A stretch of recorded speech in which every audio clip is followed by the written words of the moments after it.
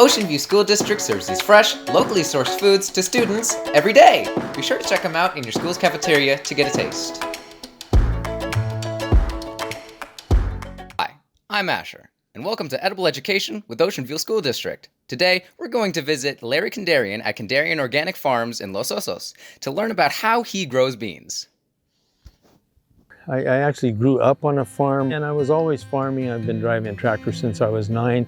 I went into aerospace first, and then when I got fed up with aerospace in no time, one of my professors ran the Bodger Seed Company in Lompoc, and I went and worked with them for 6 years.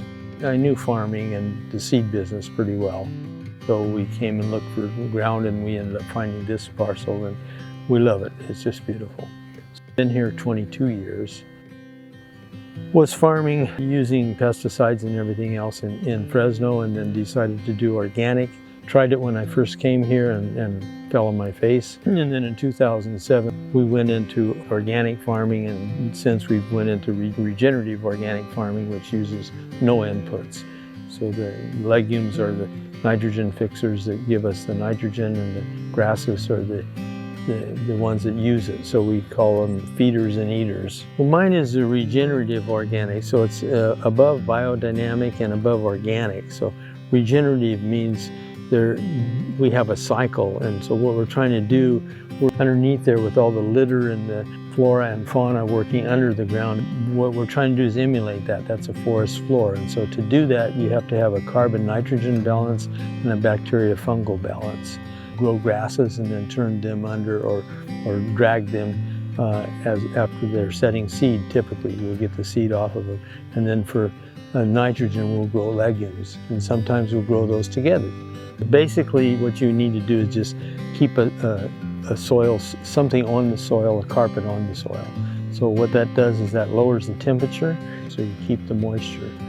All the bacteria and the fungus can do all its work, and then the way to tell if you have good soil, stick a shovel in the ground, and if worms come up or you've got worms in the shovel, then you've got good soil. Basically, we leave a floor on the soil. We don't till the soil. So very minimal tillage, so that two little slits about 1 inch wide each, so we're taking 2 inches out of 60 inches, so the rest of it stays like it is, and those roots, they're making deals here. I'll give you one of these if you give me 2 of those. It's just bartering underneath the ground. We have 1,000 crops here. Some of them are only 1 row. Some of them are only a partial row. Some are 1 acre or 2 acres. We seldom have anything bigger than 5 acres, any crop. Ancient grains, beans, peas, lentils, herbs and spices, and pollens. So sell at farmers markets.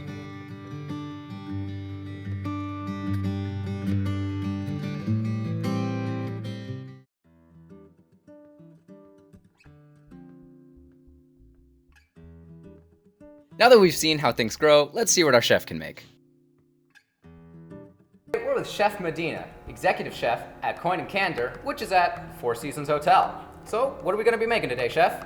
Well, today we're going to be making a recipe with pinto beans, and the name of the recipe is called Enfrijoladas. So let's start, by washing the beans. You need to wash them at least twice, right? And then for me, the secret is you have to leave it soaking overnight, make sure they're fully clean, right? And then just take all the excess of the water. For me to cook beans, you need to add some flavor, okay? Right. So we're going to add half of the onion. And I'll do maybe 2 garlics, and then I'll do 1 bay leaf. And then if you did a cup of beans, you're gonna do at least 2 cups of water, right? So this is going to take you about 30 minutes, because you wanna go into a low heat. If you go low, you actually start cooking the whole bean, right? What you're gonna do with the beans after they're cooked, you're gonna make a sauce with it. We grab a little bit of this, and you wanna save the liquid of the beans because this is where all the flavor is, right?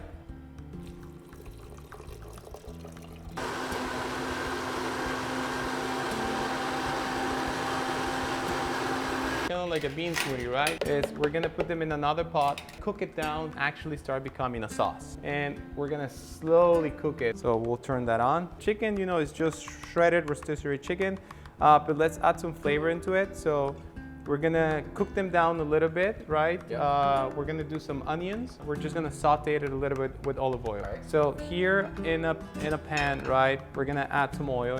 We're gonna do some oil, and then you're gonna add like a handful of onions. Now we're gonna add our chicken, right, into the pan, and then we're gonna season them as well.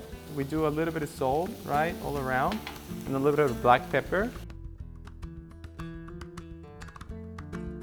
We have our tortillas ready to go. You just want to add a little bit of your chicken and beans into your tortilla, kind of like you're going to make a taco. We're going to finish the dish with the sauce. Cover it, you know, covering it with the sauce, right? It's very, very traditional, and you're going to eat it with a knife and fork. We're going to finish it right with some queso fresco, fresh cilantro for garnish and flavor as well. And then lastly, you know, we're going to use a little bit of avocado as well. And then we do some of the onions, and then that's it.